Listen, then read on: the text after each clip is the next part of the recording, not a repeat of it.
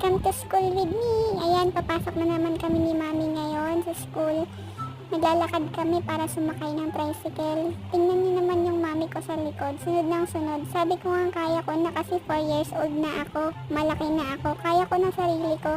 Pero ayaw maniwala ng mami ko sa akin na kaya ko na. Kaya hinayaan ko na lang siyang sumunod sa akin. Kaya naglalakad lang ako ngayon habang nagvi-video. Iniisip ko kung ano yung gagawin ko sa school ngayon. Maglalaro lang ba ako o kakain? Fit check! Tingnan niyo itong uniform ko at yung bag ko na red tsaka yung sapatos ko na kulay black. Di ba ang pogi ko kahit bungal ako? Nakasakay na nga po pala kami ng tricycle. Ayan, manood na lang kayo. Ang dami ko na namang sinasabi. Ang daldal ko talaga. Ayan pala yung kapatid ko na si Ashton, di ba? Ang pogi.